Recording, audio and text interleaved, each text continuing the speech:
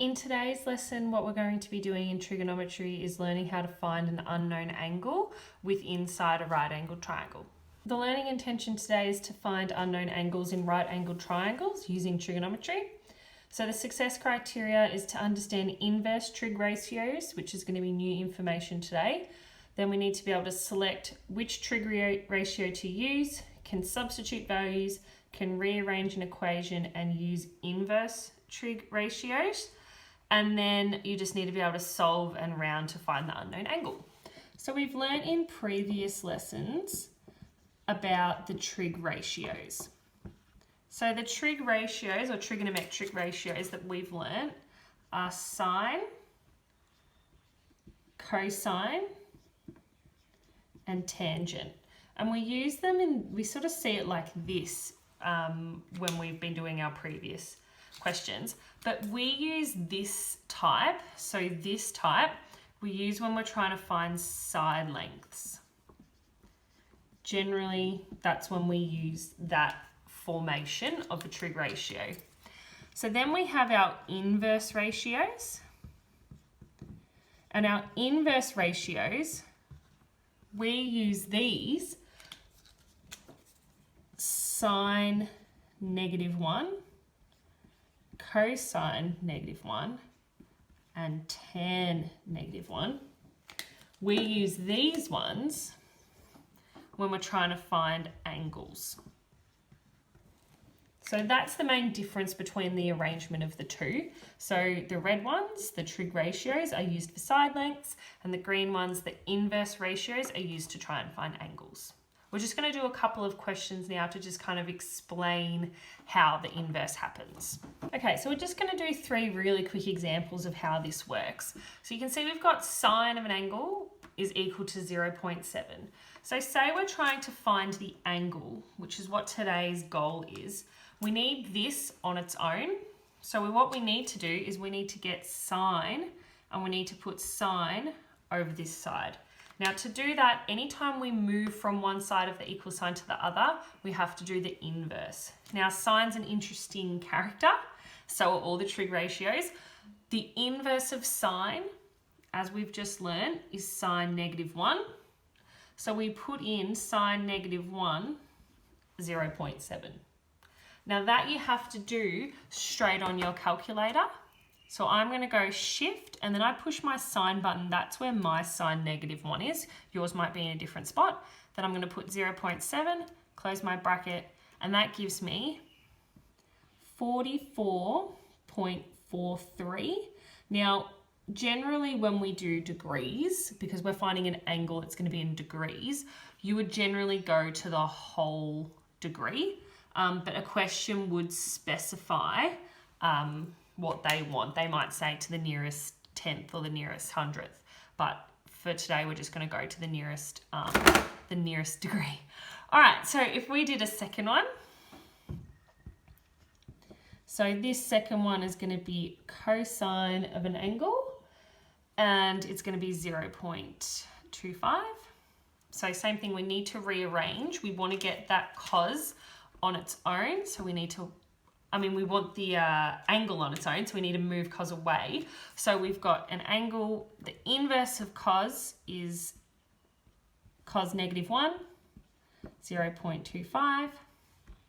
So on my calculator, I'm going to go shift cos, because that's where I get the cos -1, 0.25, and that gives me 75.52, and so on. And then if I'm going to the nearest degree, that would become 76 degrees. Okay, we're just going to do a quick one with tan to show you that it's the same process. So this time we've got tan of an angle, and the angle, the measurement we're going to have on this side is 1.2. So the inverse of tan, because we're trying to get tan, and move it over here, is tan -1, 1.2. I'm not sure if you can see that. I might need to move that over. All right, so on my calculator, I'm going to go shift and I'm going to click tan because that gives me tan -1. And I'm going to type in 1.2, close my bracket. I get 50.19, which would round to 50 degrees. So the key thing with the inverse is just knowing that when we're trying to find an angle, we would start in this formation, but to bring it over the other side, we have to do the inverse. So that's the key point to start off with. Now we're actually going to do 3 questions that are showing you how to find an angle in a triangle rather than just being given a number. In our first example, what you can see compared to the last couple of videos is that we've been given 2 side lengths that we know, and this time we don't know the angle, which makes sense because today we're trying to find that angle. So what we've always been doing is we've been labeling our sides first.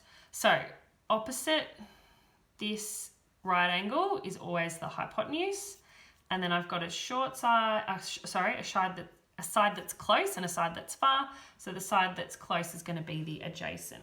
So using my SOHCAHTOA, I have to select which ratio I need. I've got an A and an H, so I know I need this one. So I'm going to write out cos of an angle is adjacent over hypotenuse. So that was step 1. So I've labelled my triangle, I've decided which trigonometric ratio I need to use. Now I need to substitute. That was one of our other success criteria. So the angle is going to stay as an unknown angle because I don't know what it is. The A is going to change to 8. The H is going to change to 40. Now this is where it starts looking like our last couple of examples, okay? I need to get this on its own. So what I need to do is I get this cos and I need to move it over here. How did we do that before? We used the inverse. So the inverse of cos, 8 over 40. Now you can type it in your calculator like that, or you can type it, this part, you can type as 8 divided by 40 in your calculator, and you might be able to see that hopefully on my screen. So I'm going to go the inverse of cos, 8 divided by 40. Okay, alternatively, a lot of calculators have like a fraction button that you can use, but I just do divided by, that's just easier for me. So I've typed in 8 divided by 40 in this bracket, and that's given me 78.46. But remembering when we do angles, we really want to use to the nearest degree. So that would become, we use our little squiggly lines, which means approximately 78 degrees. So that is the size of the angle that we just found, okay? So step 1 was label, then we had to decide which ratio to use, then we substituted our values, rearranged to get the inverse, whacked it all in the calculator and rounded at the end. All right, our second shape. So we can see an unknown angle and 2 labeled sides. So we need to figure out which trigonometric ratio we need, and in order to do that, we need to identify our O, A, and H. So this is our hypotenuse, the longest side. I've got a side that's close and a side that's far. The side that's close is the adjacent, the side that's far is the opposite. So I actually don't need my hypotenuse for this question, but it's always really important to label your hypotenuse. So I'm going to write SOHCAHTOA to decide, do I need sine, cos, or tan? I've got an O and an A. So an O and an A means this one, which is tan of an angle is the opposite over the adjacent. Okay, so I labelled my sides, decided which ratio I need. Now I need to substitute. So I need to change my letters into my pronumerals into numbers.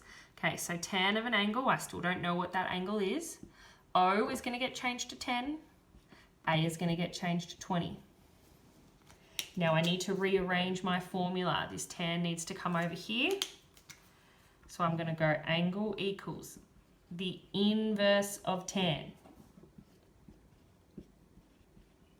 10 over 20. Now remembering, on my calculator, I'm going to write this as 10 divided by 20 on my calculator. You don't have to do it that way. You can use the fraction symbol.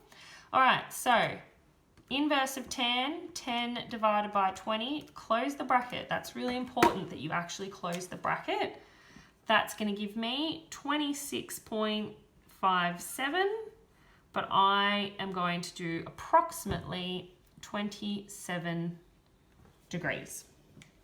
So again, I labelled my sides, decided which ratio to use, wrote that down, substituted, rearranged, then rounded at the end after I used my calculator.